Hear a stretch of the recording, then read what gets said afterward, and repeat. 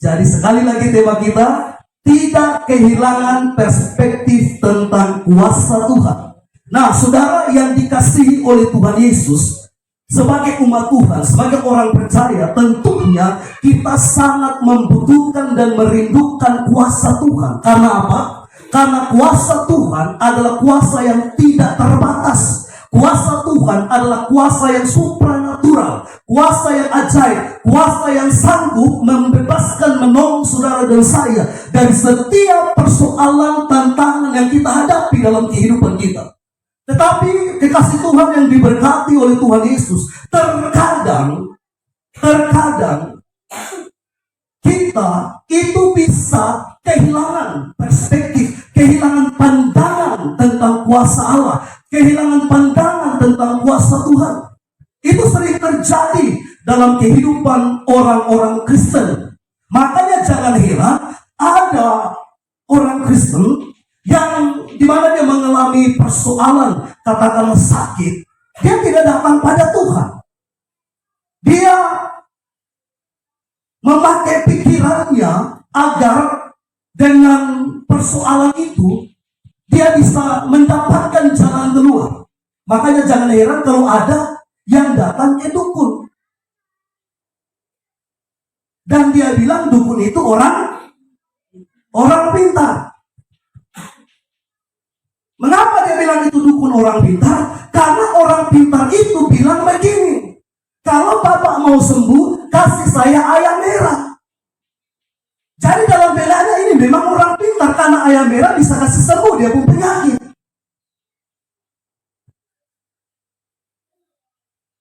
Yang paling mengherankan lagi, sudah pun tahu salah, mereka pakai ayat firman. Ayat firmannya itu bagaimana? Ayat firmannya begini, Pak Pendeta, Alkitab bilang kita berdoa dan bekerja. Ya memang betul itu ayat firman Tuhan, tapi cara kerjanya salah. Amin. Itu sedikit dari contoh-contoh yang dimana kita telah kehilangan perspektif tentang kuasa Tuhan. Padahal kita tahu bahwa kuasa Tuhan itu berlaku atas semua persoalan yang kita hadapi. Katakan amin. Jadi kuasa Tuhan itu kuasa yang tidak terbatas, melampaui pikiran dan akal kita. Kuasa yang sanggup untuk menyelesaikan, membebaskan saudara dan saya dari pergumulan hidup. Katakan haleluya.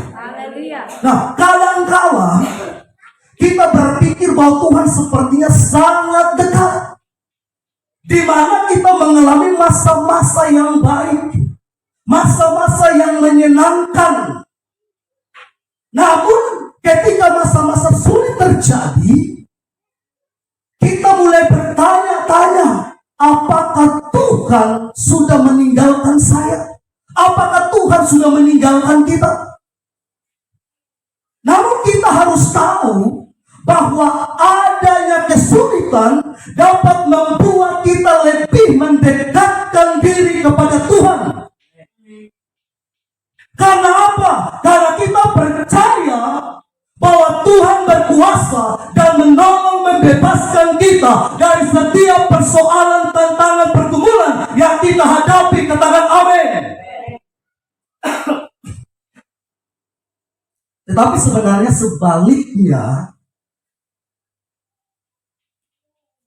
dalam masa-masa yang tidak baik, dalam masa-masa yang baik, dalam masa-masa yang menyenangkan, dapat membuat kita melupakan Tuhan. Karena apa? Karena kita merasa bahwa kita belum membutuhkan Tuhan. Makanya ada orang punya prinsip begini, kan saya tidak ada masalah, ngapain saya datang sama Tuhan? Saya kan tidak sakit, ngapain saya ikut ibadah persekutuan? Itu adalah contoh di mana karena keadaan-keadaan yang baik seperti itu, keadaan-keadaan yang menyenangkan seperti itu, kita melupakan Tuhan.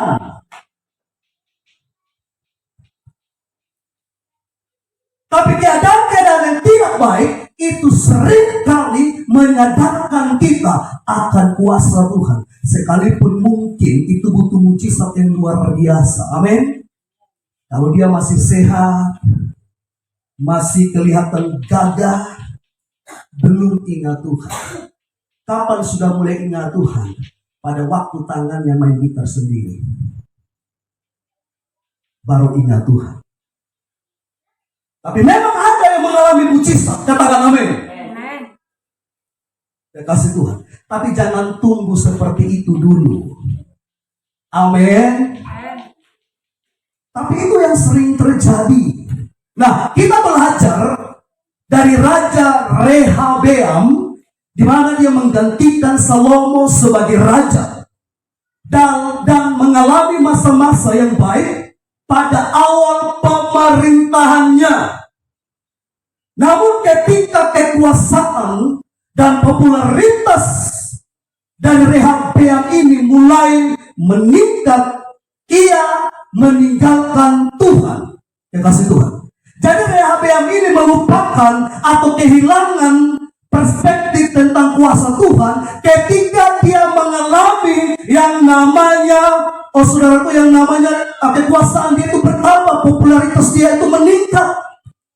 Disitulah membuat Rehabeam ini melupakan Tuhan. Kehilangan perspektif tentang kuasa Tuhan. Dikasih Tuhan. Dan akhirnya apa? Akhirnya negeri yang dia pimpin jatuh ke dalam kehancuran. Dikasih Tuhan. Itu akibat dari apa? Akibat dari Rehabeam sudah kehilangan perspektif tentang kuasa Tuhan. Dia mulai melupakan Tuhan karena kekuasaannya dan popularitasnya yang bertambah, yang meningkat.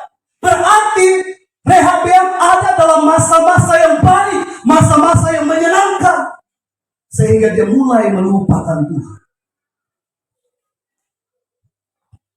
Ini menjadi contoh bagi saudara dan saya.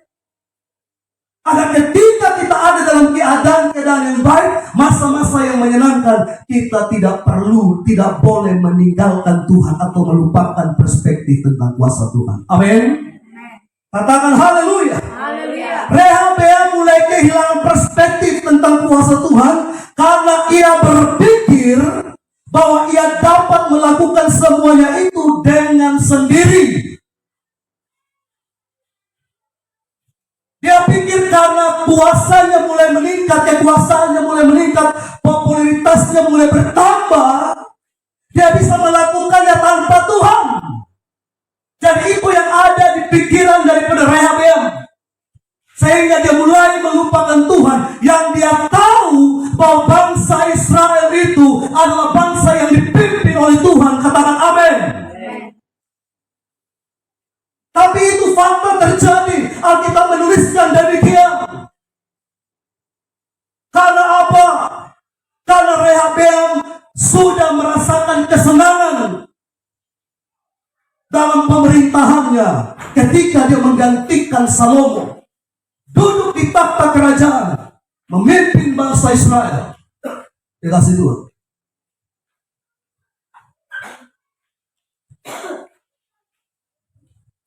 Namun saudara dan saya harus tahu bahwa pemikiran yang ada di benak Rehabeam itu adalah pemikiran yang keliru, pemikiran yang salah. Bahkan itu pemikiran adalah pemikiran yang menyesatkan dan menghancurkan Rehabeam sendiri. Amin. Haleluya. Karena Alkitab berkata, terkutuklah orang-orang yang mengandalkan kekuatannya sendiri. Di dalam kitab Yeremia pasal yang ke-17 ayat 5, perhatikan baik-baik.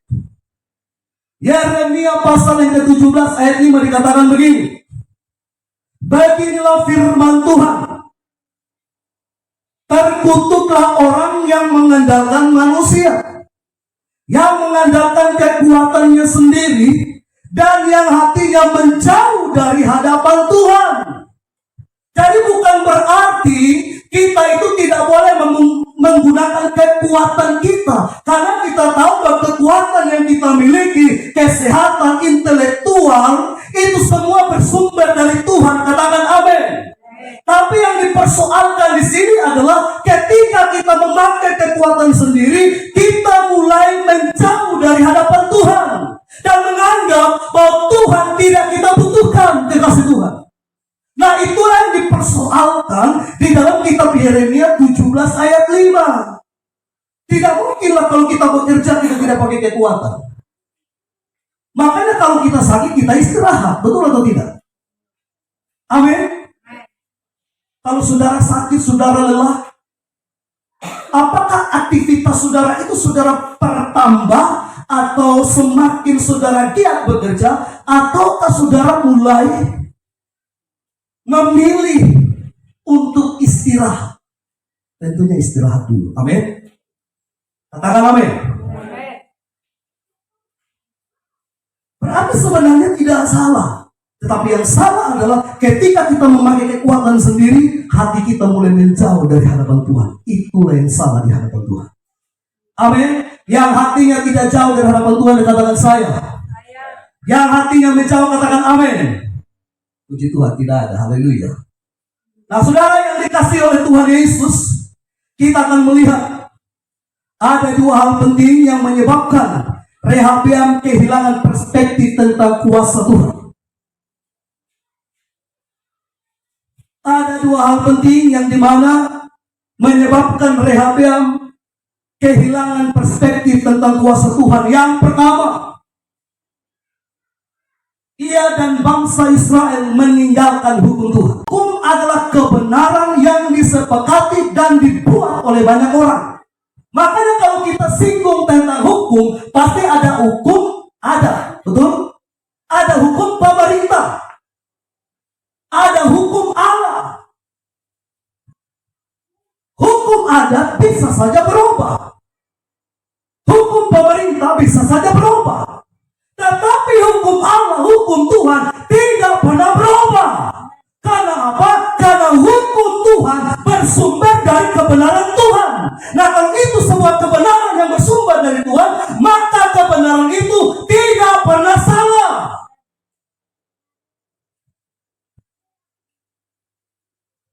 Yang diperhadapkan kepada Rehabeam dan bangsa Israel di sini adalah mereka meninggalkan hukum Tuhan. Kekasih Tuhan.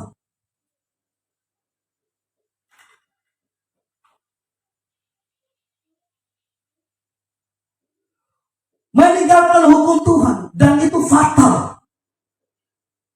Di dalam 1 Yohanes itu berkata begini, salah satu dari definisi dosa adalah meninggalkan hukum Allah. Amin. Itu berarti Rehabeam dan bangsa Israel sudah berdosa di hadapan Tuhan ketika mereka meninggalkan hukum Allah, hukum Tuhan. Kekasih Tuhan. Karena itu hukum itu penting untuk ditaati, untuk dipatuhi. Katakan haleluya. Amin. Beberapa hari yang lalu saya suap Nadine. Dikasih Tuhan. Saya suap dia, terus dia bertanya sama saya begini, "Papi mau jadi apa? Dokter atau pendeta?" Ya tentunya saya menjawab pendeta, karena memang saya pendeta. Kan begitu tuh. Terus dia bilang, kalau begitu Nadine mau jadi dokter. Ya saya kasih sedikit aturan sama dia. Kalau Nadine mau jadi dokter, berarti Nadine tidak boleh takut minum obat. Dia respon lagi, tidak, saya minum obat sirup. Jangan hanya sirup sah, tapi juga obat pahit, obat pil maksud saya. Saya lihat dia berkerut keningnya, dia sedang berpikir. Karena dia tidak suka minum obat pahit. Karena dia tidak suka minum obat pahit, akhirnya dia berubah pikiran. Kalau begitu saya tidak mau jadi dokter, papi. Terus mau jadi apa? Mau jadi guru. Oh, kenapa anak semua jadi dokter? Karena jadi dokter susah. Susah apa ya? Susah minum obat pahit. Saya kasih untuk itu aturan, dia mulai kehilangan pandangannya untuk menjadi seorang dokter.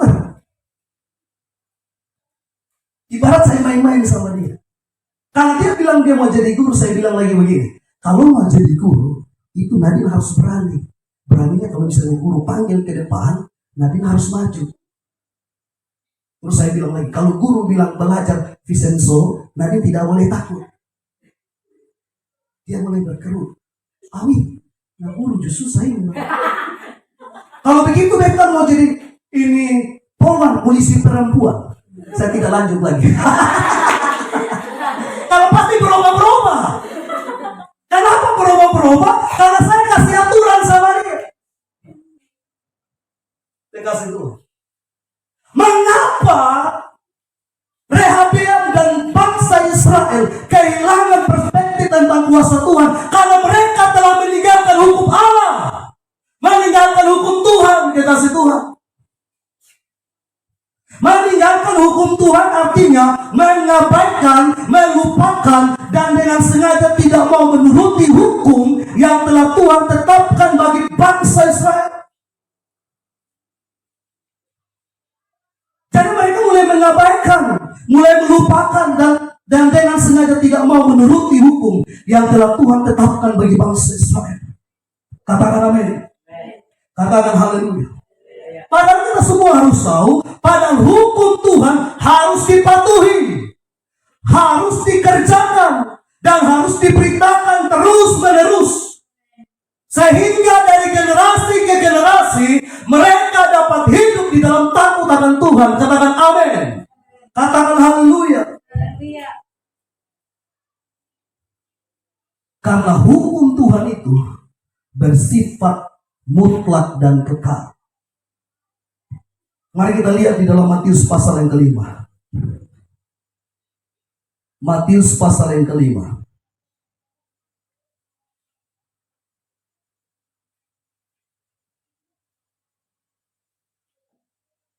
Matius 5 ayatnya yang ke-18 sampai 22. Perhatikan saya bacakan bagi saudara.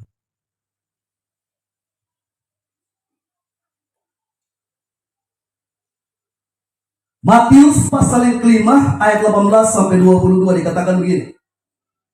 Karena aku berkata kepadamu, sesungguhnya selama belum lenyap langit dan bumi ini, suatu iota atau satu titik pun tidak akan ditiadakan dari hukum Taurat sebelum semuanya terjadi. Karena itu siapa yang meniadakan salah satu dari perintah hukum Taurat, sekalipun yang paling kecil, dan mengajarkannya demikian kepada orang lain, ia akan menduduki tempat yang paling rendah di dalam kerajaan sorga. Tetapi siapa yang melakukan dan mengajarkan segala perintah-perintah hukum Taurat, ia akan menduduki tempat yang tinggi di dalam kerajaan sorga. Maka aku berkata kepadamu, jika hidup keagamaanmu tidak lebih benar daripada hidup keagamaan ahli-ahli Taurat dan orang-orang Farisi, sesungguhnya kamu tidak akan masuk dalam kerajaan sorga. Perhatikan baik-baik. Ini penekanan yang ditegaskan oleh Yesus. Dikatakan sekali lagi, saya baca ayat 20. Maka aku berkata kepadamu, jika hidup keagamaanmu tidak lebih benar daripada hidup keagamaan ahli-ahli Taurat dan orang-orang Farisi, sesungguhnya kamu tidak akan masuk ke dalam kerajaan sorga. Kamu telah mendengar yang difirmankan kepada nenek moyang kita, jangan membunuh. Siapa yang membunuh harus dihukum. Tetapi aku berkata kepadamu, setiap orang yang marah terhadap saudaranya harus dihukum. Siapa yang berkata kepada saudaranya kafir harus dihadapkan ke mahkamah agama. Dan siapa yang berkata jahil harus diserahkan ke dalam neraka yang menyala-nyala. Jadi hidup kita harus lebih baik dari kehidupan orang-orang Farisi, kekasih Tuhan. Ini dalam hal apa? Dalam hal perkataan. Ucapan kita itu harus baik dan benar, sesuai dengan firman Tuhan. Katakan amin. Karena sekalipun kita tidak melakukan pembunuhan, dosa pembunuhan, kalau kita berkata-kata yang salah di hadapan Tuhan, hati-hati. Mengapa hati-hati? Karena firman Tuhan bilang harus diserahkan ke dalam neraka yang menyala. Tidak mendapatkan bagian dalam kerajaan surga. Amin. Jadi kita harus sadar, harus menyadari akan hal itu. Kalau orang-orang Farisi, ahli-ahli Taurat, mereka ditegaskan menurut hukum Taurat, jangan membunuh. Ya kita juga pasti tidak boleh melakukan yang namanya dosa pembunuhan. Amin. Termasuk pembunuhan karakter. Itu berkata-kata menghalangi orang bertumbuh di dalam Tuhan. Kekasih Tuhan. Makanya sekali lagi dikatakan, tetapi aku berkata kepadamu, setiap orang yang marah terhadap saudaranya harus dihukum. Kata marah di sini.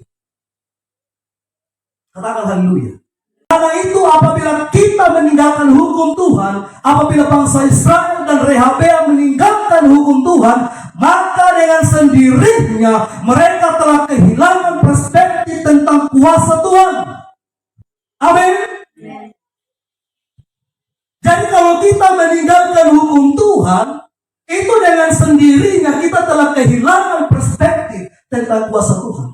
Sebagaimana saya ceritakan Nadine tadi. Ketika dia bilang dia mau jadi dokter, saya kasih aturan-aturan seperti ini, dia mulai lupa. Maksudnya lupa, kehilangan pandangannya menjadi seorang dokter. Karena aturan yang saya bilang itu. Namanya juga masih anak kecil. Amin. Katakan haleluya. Jadi kekasih Tuhan, Rehabeam dan bangsa Israel mengalami hal ini, mengalami atau kehilangan perspektif tentang kuasa Tuhan karena mereka telah meninggalkan hukum apa? Hukum Tuhan. Kan hukum Tuhan itu kekal, mutlak dan kekal. Amin. Nah, sekarang saudara, di zaman kita, yakni di zaman kasih karunia, kita harus tahu. Semua katakan saya harus tahu. Kita harus tahu bahwa hukum Tuhan tertulis di dalam perjanjian lama dan perjanjian baru sebagai kitab yang kita yakini sebagai firman Tuhan. Katakan amin. Firman Tuhan yang dimana berisikan larangan-larangan dan perintah-perintah Tuhan serta menceritakan mengenai perbuatan Tuhan yang besar dan ajaib. Karena itu sebagai umat Tuhan, biarlah firman Tuhan harus menjadi pedoman dalam seluruh aspek dan dimensi hidup kita. Yang setuju katakan amin. Jadi kalau saudara sudah dengan sengaja atau tidak lagi membaca renungkan firman, hati-hati kita akan kehilangan perspektif tentang kuasa Tuhan. Karena iblis itu licik. Kita sudah dengar firman tentang jangan percaya tipu daya, toh? Tentang dusta, amin. Nah, iblis itu dia tidak berubah dengan dustanya. Dia pun senjata cuma itu saja, berdusta, berbohong, tipu daya, itu saja. Nah, jadi kalau kita tidak lagi isi hati dan pikiran ini dengan firman, kita gampang dan mudah ditipu setan. Sehingga kita itu kehilangan perspektif tentang kuasa Allah, kuasa Tuhan. Padahal kita sadar bahwa kuasa Tuhan itu adalah kuasa yang tidak terbatas. Katakan amin. Jadi kita harus menjadikan firman itu menjadi pedoman dalam seluruh aspek dan dimensi hidup kita. Katakan haleluya. Terus apa yang harus kita buat, Pak Pendeta? Buatlah komitmen untuk membaca firman Tuhan setiap hari. Buat apa? Komitmen. Siapa di sini yang baca firman Tuhan setiap hari?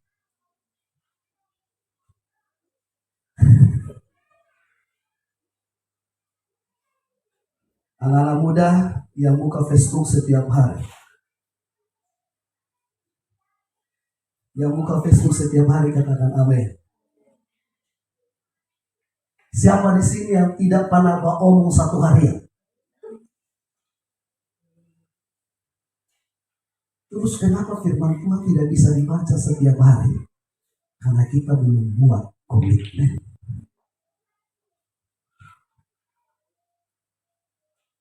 Kalau saudara sudah buat komitmen, saya percaya setiap hari kita akan mengisi hati dan pikiran kita dengan firman minimal 1 ayat. Amin. Haleluya. Tapi kalau belum ada komitmen, sulit. Karena ada saja kesibukan kita, betul? Nanti buat ini, buat itu, buat ini, buat itu, buat ini, buat itu. Akhirnya apa? Lupa yang terpenting, yakni firman. Padahal firman Tuhan itu Tuhan sendiri. Amin. Jadi kalau kita lupa baca firman, itu berarti kita sedang melupakan Tuhan. Kasih Tuhan. Nah, kalau kita sudah melupakan Tuhan, kita akan kehilangan perspektif tentang kuasa Tuhan. Jadi yang harus kita buat adalah buatlah komitmen untuk membaca firman Tuhan setiap hari. Amin. Yang buat komitmen katakan saya. Buatnya bagaimana? Buatnya seperti ini. Sebelum saudara beranjak kerja atau beranjak sekolah atau beraktivitas, sebelum jam beraktivitas, jam ke sekolah, jam bekerja, setengah jam atau 1 jam sebelumnya, saudara sudah buat itu menjadi jam atau waktu saudara membaca dan merenungkan firman. Amin. Haleluya. Sehingga apa? Sehingga saudara tetap diisi dengan firman Tuhan. Itu yang penting bagi kita. Komitmen yang bagaimana lagi Pak Pendeta? Komitmen untuk berbicara dengan Tuhan setiap hari. Makanya kita sudah buat doa berhenti. Amin. Haleluya. Siapa di sini yang tidak tahu jam doanya? Semua kita tahu jam doanya jam berapa. Pak Maksi, ingat jam doanya ya. Jadi kita harus tahu, ingat. Karena tidak mungkinlah kita tidak pernah bicara dengan Tuhan. Tapi Pak Pendeta, saya bicara dengan Tuhan, tapi bicara dalam hati. Betul. Tapi suatu tahu kapan kita bicara dengan Tuhan dalam hati? Iya toh? Kita lagi sibuk-sibuk, mana ada bicara dengan Tuhan dalam hati? Betul atau tidak? Tapi yang Tuhan mau, kita punya komitmen untuk itu. Bicaralah dengan Tuhan setiap hari. Bicara dengan Tuhan setiap hari di dalam doa dan persekutuan.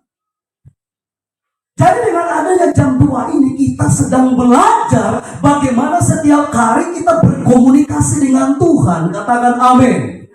Memang memulainya itu berat, saya percaya itu kekasih Tuhan. Tapi kalau itu sudah menjadi gaya hidup kita, maka saya yakin kita tidak akan lupa dengan jam doa kita. Yang setuju katakan amin. Haleluya. Salah satu teman kita di daerah Talai, dia bilang sama saya, terima kasih Pak Pendeta. Rupanya dengan ada jam 2 seperti ini, saya bisa ada 1 jam bersekutu dengan Tuhan. Karena selama ini hanya sibuk dengan kerja capek, tidur, bangun, hanya doa untuk bentuk syukur selesai. 1 menit pun sampai. Tapi dengan adanya jam 2 dia bersyukur. Jadi begitu kerja, ini sudah jam 2 saya berhenti sebentar. Amin. Haleluya. Karena kita semua ini kan manajer sendiri. Kalau ketika kita bekerja dengan orang, mungkinlah. Tidak mungkinlah kita bekerja, lagi sibuk kita masuk berdoa, kecuali kita bosnya. Iya toh? Contohnya seperti Ernie, pilih jam 2 jam bekerja. Ernie di mana? Semua lagi sibuk. Terus kawan bilang dia sedang berdoa. Panggil. Kenapa bisa terjadi? Karena memang Ernie bukan bos. Dia bekerja di situ. Tapi kebanyakan kita kan yang jadi bosnya. Amin. Jadi kita yang menentukan waktu jam 2 kita. Nah kalau sudah ditentukan, haruslah dipertanggungjawabkan. Amin. Haleluya. Jadi itu komitmen saudara. Komitmen saudara dan saya. Harus kita luangkan waktu. Jadi yang pertama komitmen untuk membaca firman, komitmen untuk berdoa dan bersekutu dengan Tuhan. Komitmen yang lain, luangkan waktu untuk tetap berada bersama-sama dengan saudara seiman di setiap pertemuan ibadah. Jadi saudara, datang ibadah seperti ini adalah waktu saudara untuk berkomunikasi dengan teman yang lain. Apalagi di ibadah misal, amin. Jadi kita tidak sekedar datang duduk diam, pulang selesai, tidak. Bisa saudara pulang, aduh, tadi firman Tuhannya bagaimana ya? Kita kurang mengerti, Pak Pendeta kok begini. Lu mengerti, Koson? Dia justru mengerti. Tapi paling tidak, kan ada komunikasi kita, amin. Apalagi suami istri. Ingat tuh, jangan nanti sudah pas waktu jam mau misi bertanya sama istri, tadi firman Tuhan, hari ini firman Tuhan gimana? Khotbahnya kemana? Temanya bagaimana? Harus dikomunikasikan. Ya seperti katakan haleluya. Itu penting loh kita situ. Kita ada dalam komunitas anak-anak Tuhan. Tentunya yang kita dapatkan itu adalah hal-hal yang dapat dari Tuhan. Yang setuju katakan amin. Jadi itu komitmen kita. Komitmen untuk membaca firman Tuhan setiap hari. Komitmen untuk berdoa bersyukur dengan Tuhan setiap hari. Komitmen untuk ada bersama-sama dengan saudara-saudara seiman. Setiap dalam pertemuan ibadah. Baik ibadah minggu, ibadah misa, doa syafaat. Itu penting loh. Penting untuk menguatkan satu dengan yang lain. Kalau saudara punya masalah, silakan saudara ceritakan. Ini masalah saya. Kalau saudara memang pikir itu masalah yang sangat sensitif atau sangat pribadi, saudara bisa ceritakan sama kami sebagai pemimpin rohani saudara. Saya yakin 100% masalah atau persoalan saudara itu tidak akan menyebar kemana-mana. Amin. Katakan amin. Dan itu saudara akan mendapatkan kekuatan dan akan diteguhkan saudara. Jadi kumpulan anak-anak Tuhan itu penting bagi kita. Itu sebabnya di ibadah misa kan kita itu diharuskan untuk sharing. Dari sharing itu kan kita dapat berkat dari teman-teman yang lain. Karena apa yang tidak saya dapatkan, itu saudara dapatkan lewat misa. Amin. Secara pribadi pun saya dapatkan itu dari saudara. Ketika saya hadir di misa. Oh, ibu ini dapat berkatnya begini. Kakak ini, adik ini, bapak ini dapat berkatnya begini. Itu menjadi berkat bagi saya. Makanya pulang, saudara renungkan lagi firman ini. Oh, ini firman Tuhan yang disampaikan Pak Pendeta. Saya dapatkan seperti ini. Itu berkat saudara harus dibagikan. Amin. Haleluya. Jadi saudara punya waktu untuk itu. Karena sudah kita buat komitmen. Yang setuju katakan amin. Yang kedua. Yang pertama tadi apa? Meninggalkan hukum Tuhan. Yang kedua, Rehabeam dan bangsa Israel merasa kerajaannya menjadi kokoh dan kekuasaannya menjadi teguh.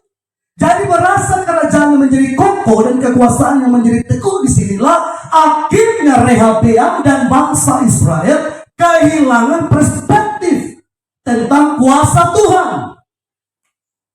Jadi bukan dalam keadaan susah, bukan dalam keadaan tidak baik, bukan dalam keadaan di mana mereka mengalami persoalan, tantangan, tidak. Tapi di mana Rehabeam dan bangsa Israel merasa bahwa kerajaan mereka sudah kuat, sudah kokoh, kekuasaannya sudah teguh. Tidak bisa lagi dilawan, tidak bisa lagi dikalahkan. Nah, masa-masa seperti inilah yang membuat Rehabeam dan bangsa Israel kehilangan perspektif tentang kuasa Allah.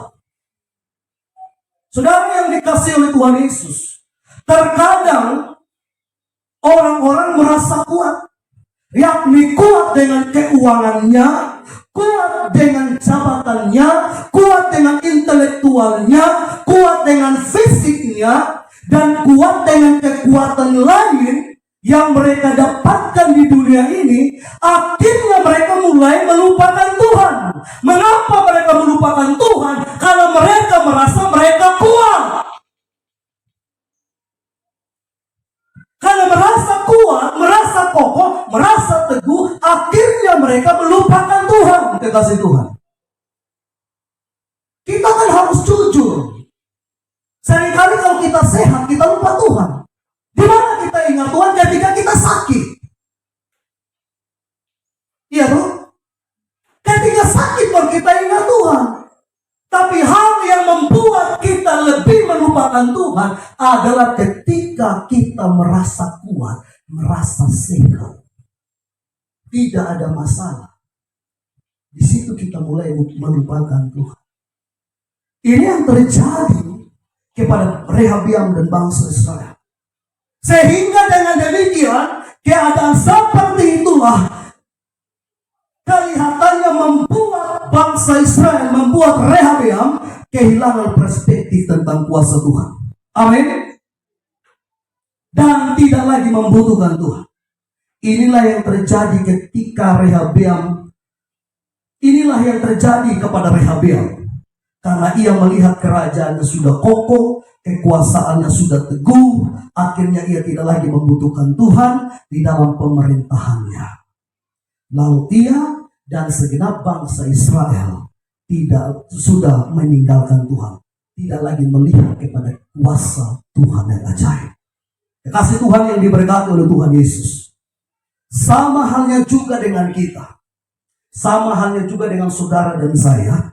Ketika kita sudah mulai jemu-jemu berdoa, jarang berdoa, dan bahkan tidak pernah lagi mengawali hidup kita dengan doa, tanpa kita sadari, kita sudah kehilangan perspektif tentang kuasa Tuhan. Amin. Sekali lagi, ketika kita sudah mulai bosan berdoa, sudah jarang berdoa, tidak mengawali hidup kita dengan doa, itu tanpa kita sadari, kita telah kehilangan perspektif tentang kuasa Tuhan. Amin. Haleluya. Sebab orang-orang yang selalu berdoa adalah orang-orang yang tetap memandang kepada kuasa Tuhan. Katakan amin. Tetap memandang kepada kekuatan kuasa Tuhan yang ajaib, kuasa Tuhan yang perkasa, kuasa Tuhan yang luar biasa. Sehingga apa? Sehingga ia tidak kehilangan perspektif tentang kuasa Tuhan. Yang setuju katakan amin. Melainkan ia tetap percaya kepada Tuhan dan mengandalkan Tuhan dalam hidupnya. Jadi kalau kita selalu berdoa dan terus berdoa, itu berarti kita sedang mengandalkan Tuhan. Amin. Yeremia 17 ayat 7 berkata, diberkatilah orang yang mengandalkan Tuhan, yang menaruh harapannya pada Tuhan. Jadi kalau kita berdoa, itu berarti kita sedang mengandalkan Tuhan. Mengapa kita mengandalkan Tuhan? Karena kita menaruh harapan kita kepada Tuhan. Katakan amin. Menaruh harapan kita kepada Tuhan. Saudara, saya kasih contoh begini.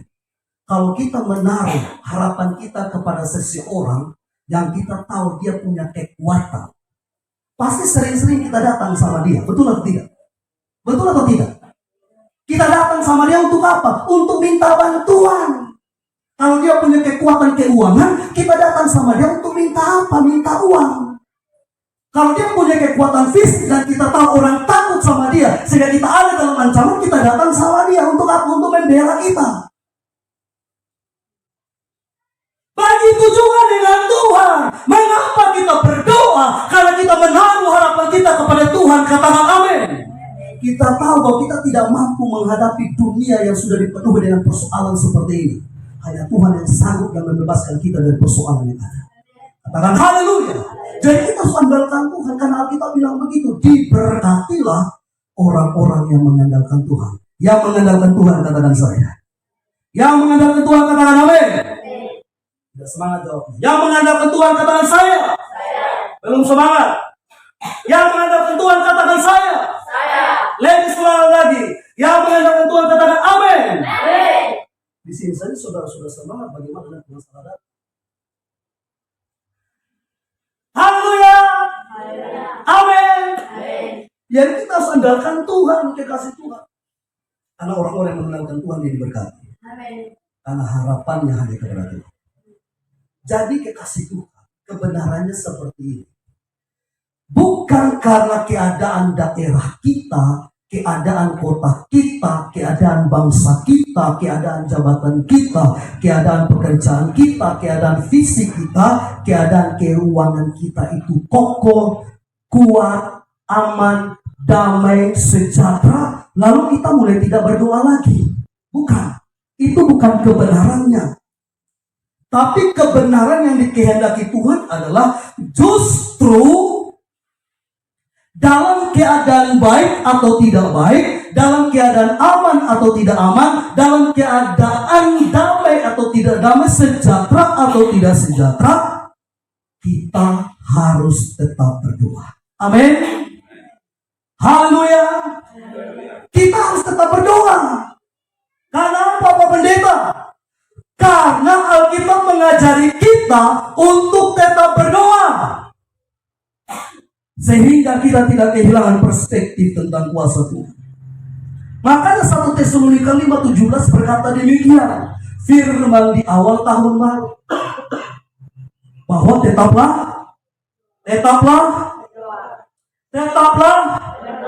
berdoa. Amin. Tetaplah berdoa. Itu kan diajarkan Alkitab kepada saudara dan saya. Bukan yang saya ajarkan. Tapi Tuhan yang mengajari kita agar kita tetap berdoa. Terkasih Tuhan. Jadi yang Tuhan mau kita tetap berdoa ini bukan sekedar mau makan baru berdoa, mau tidur baru berdoa, bangun pagi baru berdoa, mau pergi sekolah, pergi kerja baru berdoa. Tidak cukup di situ. Katakan amin. Yang Tuhan kehendaki itu seperti yang Yesus bilang kepada murid-muridnya, tidakkah kau sanggup 1 jam bersama-sama dengan aku berjaga-jaga? Amin. Dengarkan baik-baik. 1 jam berdoa itu hanya berjaga-jaga. Terus masuk dalam peperangan rohani bagaimana Pak Pendeta?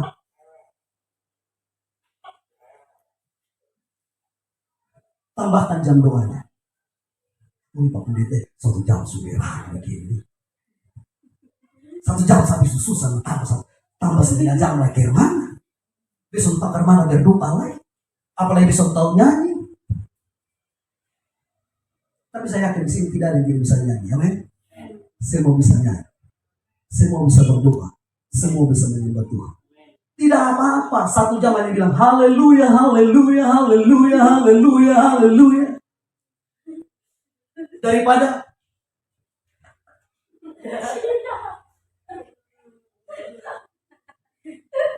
satu jam dalam hadirat Tuhan, apa itu? Tidur. Kita mau berdoa.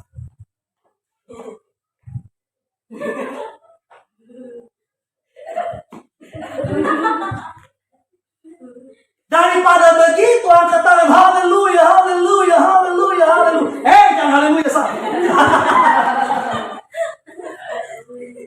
Lebih enak. Amin.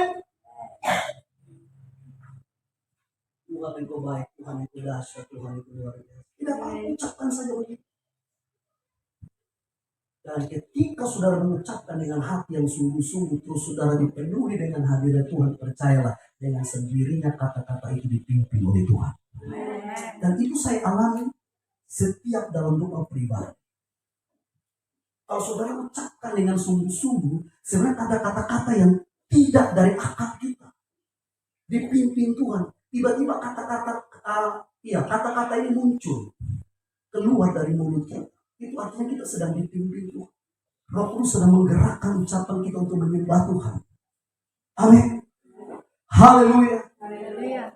Jadi kalau saudara dalam doa pribadi terus kepenuhan Roh Kudus, tidak usah takut. Amin. Haleluya. Mana tahu dengan kepenuhan Roh Kudus ada yang bertobat di rumah. Tapi Pak Pendeta, kalau seandainya beta diusir keluar. Soalnya ini beda sekali di rumah. Kalau semua di rumah percaya dengan itu, bagi Pak puji Tuhan. Tapi kalau hanya saya saja yang percaya, bagaimana? Dia suami, musuh Kerman ini. Kamu, push, dia mau tidur.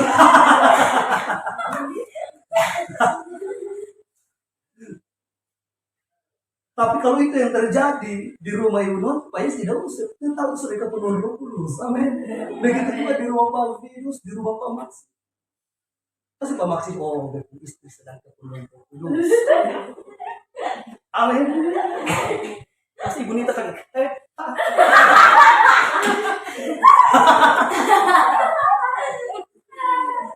Jadi Pak Maksi kalau memang kelihatan ibu sudah itu topang tangan sah, biar ibu tambah dipenuhi lagi. Amin. Haleluya. Itu jauh lebih indah daripada kita berdoa.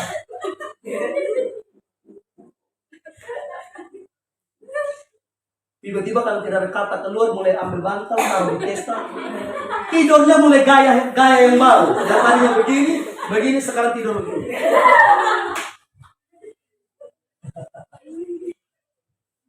Ya pasti ada rasa ngantuk. Kecuali saudara tidak hidup lagi. Namanya kalau kita masih hidup itu pasti ada rasa ngantuk. Tapi jangan biarkan ngantuk itu menguasai kita. Lawan cukup 1 jam saja.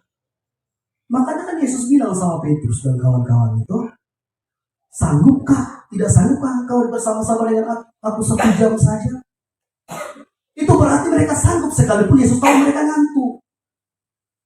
Kalau kita punya komitmen, kita lawan ngantuk kita. Kecuali kita tidak punya jam doa di situ. Kalau saudara sudah ngantuk, tidur. Amin. Jangan pula kita sudah ngantuk malam, kita masih paksa di mana? Paksa di video. Jangan. Katakan amin. Harus tidur, harus istirahat. Karena tubuh kita juga butuh istirahat. Haleluya. Tetapi yang pastinya, Tuhan mengajari kita agar kita tetaplah berdoa. Karena apa? Karena di balik doa kita ada kuasa Tuhan yang tak terbatas. Di balik doa kita ada mujizat Tuhan yang nyata. Di balik doa kita ada kekuatan Tuhan yang ajaib. Di balik doa kita ada kesembuhan. Di balik doa kita ada mujizat Tuhan. Katakan amin. Karena itu Tuhan bilang jangan jemu-jemu berdoa, tetaplah berdoa. Karena kalau kita tidak berdoa, kita tidak akan mendapatkan apa-apa. Betul toh? Itu kan firman Tuhan bilang. Mengapa engkau tidak mendapatkan apa-apa? Karena engkau tidak berdoa. Memang ada juga kata selanjutnya, engkau tidak mendapatkannya karena engkau salah berdoa. Tapi saya percaya di doa berarti kita tidak salah berdoa toh? Amin. Kalau kita tidak salah berdoa, maka kita akan mendapatkan sesuai dengan yang kita doakan. Yang setuju katakan haleluya. Yang setuju katakan amin. Kemenangan dan keberhasilan hidup kita tidak tergantung pada seberapa hebat dan kuatnya kita, melainkan bergantung pada seberapa setianya kita mengandalkan Tuhan dalam hidup kita. Jadi kalau saudara dan saya tetap mengandalkan Tuhan, percayalah bahwa ada kemenangan demi kemenangan Tuhan terjadi. Ada perubahan hidup terjadi. Ada pertobatan Tuhan nyatakan. Katakan amin. Oleh karena itu sebagai anak-anak Tuhan, jangan sampai kehilangan perspektif tentang kuasa Tuhan dengan tidak lagi mematuhi firman Tuhan dan merasa nyaman dalam hidup yang baik dan diberkati. Hindari itu, katakan amin. Pandangan kita selalu kepada Tuhan, fokus kita selalu pada Tuhan, karena kita tahu pertolongan hanya datang daripada Tuhan yang kita andalkan. Setuju katakan haleluya. Katakan amin. Jangan pernah kehilangan fokus pandangan kita kepada Dia yang hidup, karena hanya Tuhanlah yang berkuasa dan sanggup untuk menolong saudara dan saya dari setiap persoalan-persoalan yang kita hadapi. Karena itu dikasih Tuhan yang diberkati oleh Tuhan kita Yesus Kristus. Sekali lagi penegasan dalam khotbah kita, jangan kehilangan perspektif tentang kuasa Tuhan. Amin. Mari kita tutup Alkitab kita. Kasih Tuhan yang diberkati oleh Tuhan Yesus, percayalah bahwa Tuhan itu hidup dan berkuasa. Saudara dan saya tidak kehilangan perspektif tentang kuasa Tuhan, karena kita tidak meninggalkan hukum Tuhan, dan kita tidak merasa nyaman, merasa aman karena kita kuat, karena kita sukses, karena kita berhasil, karena keadaan kita baik. Tetapi kita selalu melihat kepada Tuhan yang hidup dan berkuasa. Terima kasih Tuhan. Terima kasih Bapa yang baik. Terpujilah nama Tuhan kekal selamanya. Engkau hidup dan berkuasa.